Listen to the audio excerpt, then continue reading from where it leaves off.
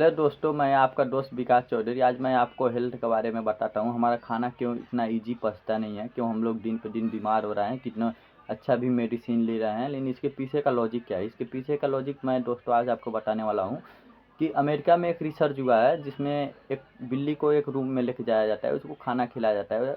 ठीक है, उस रूम में एक्सरे मशीन लगे होते हैं और एमआरआई मशीन लगी होती है, जिससे पता चले कि जो बिल्ली है उसका खाना कितना टाइम में हजम हो रहा है। ठीक है, उसका फर्स्ट दिन उसको एक रूम में डाला गया जिसमें उसको भोजन दिया गया। ठीक है, एमआरआई मशीन और एक्सरे मशीन से चेक किया गया तो उसका खाना 2.5 घंटा में पच गया था। फिर सेम काम नेक्स्ट दिन हुआ, जो बिल्ली को खाना फिर से नेक्स्ट दिन खिलाया जा रहा था। उसके बाद से खाना जैसे थोड़ा सा बचा हुआ था, थोड़ा सा जैसे ही थोड़ा सा बचा हुआ था, उसके बाद से उसके सामने एक डॉग ला दिया गया। ठीक है, उस रूम में बस दरवाज़ा खोला गया, डॉग बिल्ली को देखी और बिल्ली डॉग को देखी। उसकी वजह से उसके अंदर क्या हुआ, डर एक बन गया। समझे, एक जब डर बन गया ना, तो बिल्ली का जो खाना था वो खाना पचा ही नहीं। समझे, आप समझिए कितना टाइम तक उसका खाना नहीं पचा। ऐसा नहीं है कि उसका खाना बिल्कुल ही नहीं पचा, खाना पचा, लेकिन उसके बाद से उसको कुछ टाइम लगा। टाइम कितना लगा, देखिए 7 घंटा के बाद चेक किया गया ना, फिर भी उसका खाना नहीं पचा, जो कि 2.5 घंटे में उसका खाना पच जाता था। समझे, फिर उस 8 घंटे के बाद चेक किया गया, फिर भी उसका खाना नहीं पचा हुआ था। इसके पीछे का रीज़न ही है इंजाइम। इंजाइम एक रस होता है, पाचक तत्व जिसे बोला जाता है, पाचक रस। वो क्या हुआ कि वो बोले तो बॉडी में एक्टिवेट ही नहीं हुआ, पाचक रस ही उस दिन नहीं बना कि जिससे बिल्ली का खाना डाइजेस्ट हो सके। समझे, उससे क्या हुआ कि वो इसके पीछे का लॉजिक समझा गया, तो बिल्ली कुत्ते को देखी तो डर गई। अब डर की वजह से उसका इंजाइम जो पाचक रस था वो बना ही नहीं। समझे, अब जब तक पाचक रस नहीं बनेगा तब तक खाना पचेगा ही नहीं। समझे, तो इसके लिए देखिए अभी हम लोग, समझिए हम लोग क्यों बीमार हो रहे हैं, इसके पीछे का रीज़न समझिए। हम लोग इसलिए बीमार हो रहे हैं कि जो पाचक तत्व रस जो है, अब हम लोग घर में किसी न किसी से लड़ाई होती रहती है, पड़ोस में किसी न किसी से लड़ाई होती रहती है, दोस्त में किसी न किसी से लड़ाई होती रहती है। जब आप डेली गुस्सा होके, डिप्रेशन में होके, समझे, जब आप खाना खाएंगे तो खाना जो है वो आपका पाचक रस अच्छी तरह से नहीं बनेगा, इंजाइम।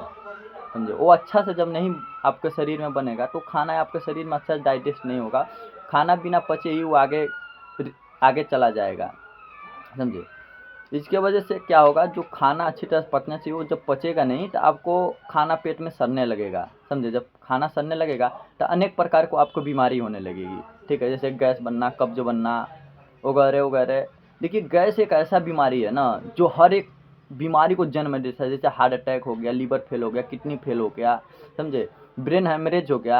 इन सब का एक ही सॉल्यूशन है कि आप अपने गैस को दूर कीजिए, अपने खाने अपना आपका जो इम्यून सिस्टम है उसको मजबूत कीजिए। समझे, तो क्या है, आप किसी से डिप्रेशन में, खाना खाते समय आप आधा घंटा पहले पहले अच्छे से रिलैक्स हो जाए, अपने माइंड को एकदम फ्रेश कर लीजिए, आपको कोई भी दिक्कत परेशानी ना हो।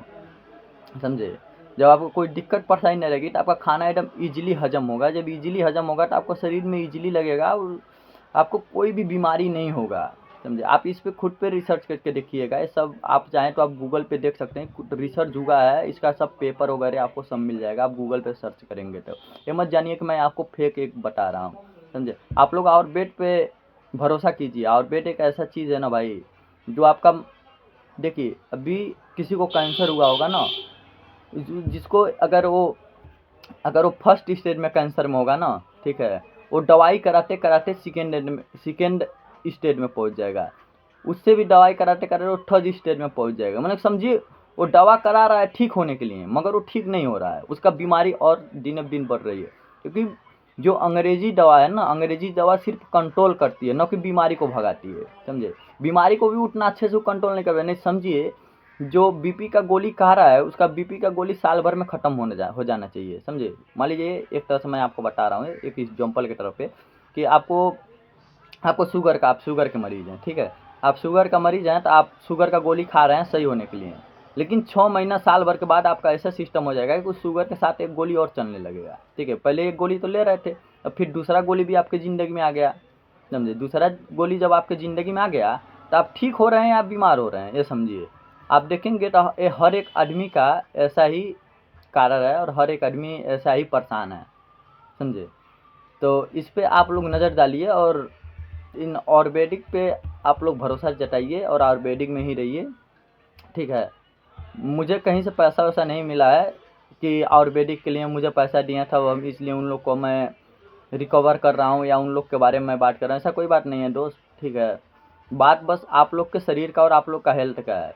आप लोग मेडिसिन में जब तक फंसे रहेंगे, तब तक आपका जान या माल जब तक नहीं चला जाता, तब तक आप लोग उसमें घिरे रहेंगे, ठीक है। आपका बीमारी भी सही नहीं होगा।